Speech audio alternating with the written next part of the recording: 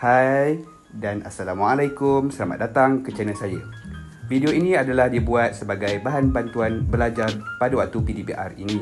Cikgu harap semua dapat memberi fokus pada pembelajaran kita pada hari ini. Jom! Assalamualaikum warahmatullahi taala wabarakatuh. Kembali lagi bersama cikgu untuk subjek Pendidikan Kesihatan tahun 6. Baik. Hari ini topik kita macam cikgu cakap minggu lepas, kita akan cakap tentang topik memahami kesan tingkah laku terhadap diri sendiri dan keluarga. Okey, jadi ini kita akan fokuskan kepada kesan apa yang akan terjadi sekiranya awak terlibat dalam masalah tingkah laku seksual ni lah. Okey, kita akan pergi satu persatu, kita akan tengok.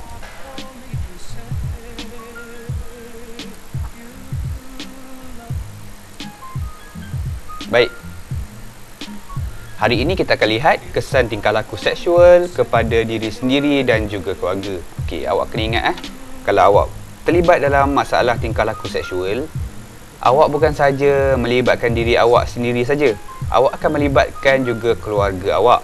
Okey, walaupun keluarga awak tak tahu pun awak buat perkara ini, tapi bila sampai satu masa dia terkantoi ataupun orang tahu, orang akan libatkan juga kepada keluarga awak lah. Contoh, dia akan cakap ayah awak ataupun mak awak tak reti untuk mengajar anak dia. Okey, dia akan salahkan juga ibu bapa awak. Ibu bapa awak juga atau ahli keluarga yang lain juga akan terkena tempias dia lah.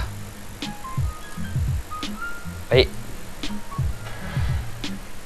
jika kamu menghidap penyakit seksual, apa yang akan berlaku?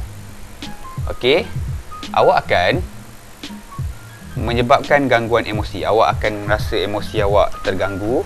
Okay, sebab awak terlalu fikir, okay, awak ada penyakit sampai awak rasa penat untuk berfikir, sampai awak rasa emosi awak terganggu, awak tak boleh fikir, awak tak boleh nak teruskan kerja-kerja seharian awak.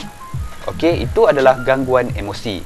Okey, kita juga boleh masukkan dia sebagai masalah psikologi ataupun masalah mental lah. Baik, kita tengok lagi apa yang akan berlaku kepada awak, apa yang kesan yang akan berlaku. Okey, hubungan keluarga terjejas. Okey, jika suami isteri, contoh kalau awak ada seorang isteri ataupun seorang suami, jika awak mengidap penyakit dekat bahagian kelamin awak akan ada masalah lah. Awak akan orang kata macam hubungan antara dalam keluarga akan terjejas lah, sebab dia jadi macam awak tak akan nak suami awak ada penyakit, dan suami awak juga tak nak seorang isteri yang ada penyakit. Betul kan? Masalah kewangan untuk proses rawatan. Kalau awak sakit, jadi kita kena rawat. Bila kita kena rawat, tak ada satu pun rawatan yang percuma. Jadi awak kena keluarkan duit awak.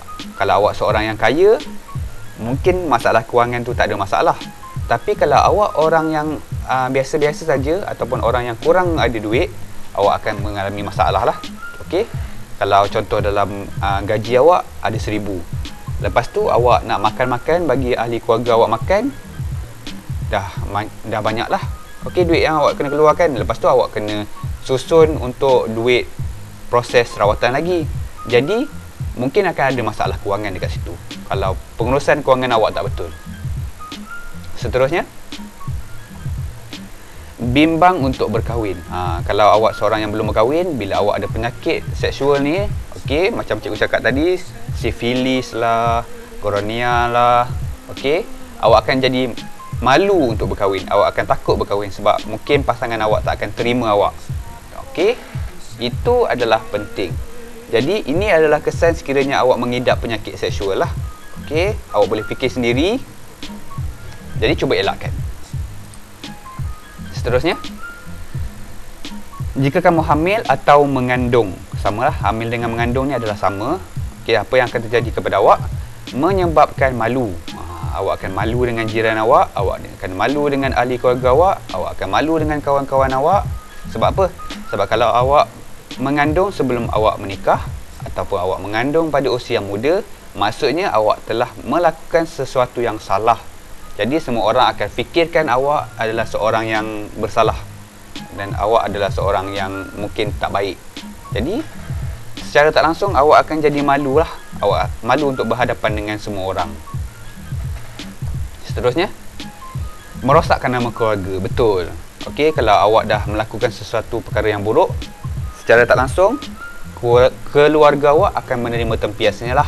Orang akan cakap dekat keluarga awak adalah seorang yang tak baik. Okey, siapa yang ajar awak? Mungkin ayah awak yang akan ajar awak. Okey, jadi orang akan salahkan ayah awak, orang akan salahkan ibu bapa awak atau adik-beradik awak yang lain. Awak kena ingat, kalau awak melakukan kesalahan, bukan awak seorang saja yang akan dipersalahkan, tetapi keluarga awak juga akan turut terlibat dalam masalah awak. Gangguan emosi, awak akan beremosi lah. Sebab bila pada umur awak, bawah umur, kalau awak mengandung, awak akan dihantar dekat pusat penjagaan. Okey, pusat pemulihan akhlak. Yang mana dekat situ adalah semua orang yang mengandung di bawah umur lah. Jadi bila awak berada di situ, orang akan mungkin fikir awak adalah seorang yang dulu seorang yang tak baik, seorang yang jahat, seorang yang macam-macam lah. Jadi apa yang penting, awak kena tahu perkara ni akan berlaku, mesti akan berlaku. Awak akan overthinking, jadi akan menyebabkan awak mengalami gangguan emosi. Dan kalau yang lagi teruk, awak akan mengalami masalah mental. Okey, yang terakhir adalah risiko untuk keguguran atau menggugurkan kandungan. Okey, untuk umur awak semasa bawah umur, kalau awak mengandung, awak ada potensi untuk mengalami keguguran. Okey, keguguran ni maksudnya macam mana? Maksudnya awak tak boleh bersalin ataupun tak boleh bersalin dengan betul, dan mungkin membahayakan diri awak ataupun membahayakan kandungan awak. Sebab apa? Sebab pada umur yang muda, awak akan, orang kata macam tubuh badan awak tak dapat untuk menahan sakitnya untuk bersalin. Okey, itu adalah selalunya orang cakap lah. Okey, ataupun yang kedua adalah menggugurkan kandungan. Okey, awak tahu menggugurkan kandungan ini adalah satu yang salah. Kalau awak didapati menggugurkan kandungan dengan cara yang salah, awak akan dikenakan penjara.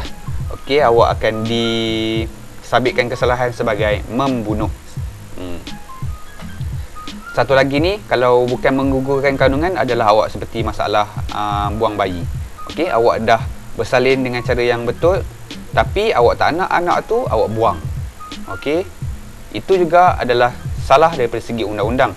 Jika budak tu mati, awak akan disabitkan kesalahan sebagai membunuh. Okey, keempat-empat ini adalah kesan jika awak mengandung ataupun hamil. Okey, disebabkan masalah tingkah laku seksual lah. Seterusnya, jika kamu ketagihan aktiviti seksual, kita tengok, okey, anda mungkin akan terjebak dengan masalah seksual seperti jenayah rogol. Jika awak mengalami masalah macam ini, mungkin awak akan rasa ketagih, jadi awak akan pergi ke mangsa, siapa-siapa mangsa untuk merogol. Jadi bila awak dah melakukan jenayah rogol, itu adalah merupakan kesalahan dan akan dikenakan tindakan oleh pihak yang berwajib lah, polis. Jadi awak akan dimasukkan mahkamah. Jika awak pada umur sekarang melakukan kesalahan jenayah rogol, awak mungkin akan diletakkan dekat sekolah yang kita panggil sebagai sekolah Henry Geni lah. Okey, terperangkap dengan aktiviti seks seperti pelacuran. Betul, kalau awak mungkin akan jadi mangsa pelacuran, dan awak juga mungkin akan jadi salah seorang daripada pelacur tersebut. Jadi awak kena fikir betul-betul lah. Kalau awak dah terlibat dengan aktiviti ni, awak kena fikir dengan logik apa yang sepatutnya awak buat. Awak kena bertaubat. Awak kena fikir dengan rasional lah, dengan logik. Sebab tu cikgu cakap banyak kali, awak kena elakkan sebelum terlambat. Gangguan emosi dan mental sama macam tadi lah. Baik. Jika kamu menghidap HIV, okey, yang ni HIV dengan AIDS lebih kurang sama. Jadi dia punya kesan juga akan lebih kurang sama, dipandang hina oleh masyarakat. Okey, jika awak mengidap HIV, semua orang dah tahu. Maksudnya awak pernah melakukan seks bebas. Okey, itu adalah pandangan orang luar lah, pandangan orang-orang biasa kepada seorang yang menghidap HIV. Jadi elakkan. Masalah emosi dan mental sama macam tadi. Melemahkan sistem imun badan. Okey, awak punya sistem badan akan melemah. Jadi awak akan senang untuk terima penyakit-penyakit lain. Awak akan senang untuk diserang virus-virus dan bakteria, dan potensi awak untuk hidup juga akan berkurang. Mudah dijangkiti penyakit lain. Okey, betul. Seterusnya, jika kamu menghidap AIDS, peluang untuk sembuh sangat tipis. Okey, kalau awak dah mengidap AIDS, susah untuk awak sembuh. Sangat susah. Kebanyakannya tak mampu untuk sembuh. Dan banyak daripada mereka menghabiskan sisa-sisa hidup mereka di atas katil dan hanya menunggu untuk tempoh dia matilah. Okey, itu adalah orang yang menghidap penyakit AIDS. Masalah emosi dan mental sama, terdorong untuk bunuh diri. Okey, banyak sangat kes orang yang menghidap AIDS ni dia bunuh diri. Sebab apa? Sebab dia terlalu stres, dia tak dapat terima kenyataan yang dia telah mengidap AIDS, dan dia juga tahu yang peluang untuk sembuh kurang, jadi dia terdorong untuk bunuh diri. Itu untuk orang yang beragama Islam, bunuh diri itu adalah merupakan kesalahan lah. Okey, di dalam sisi undang-undang agama Islam. Tapi sekiranya kalau bukan agama Islam juga, kalau awak bunuh diri, dia tak akan menyelesaikan masalah pun. Dia akan menyebabkan bebanan kepada ahli keluarga awak. Jadi kalau boleh elakkan, awak elakkan. Bunuh diri ni bukan penyelesaian yang sebenar. Jangan biarkan anda diselubungi rasa serba salah. Fikir sebelum buat. Fikir sebelum buat. Fikir sebelum buat.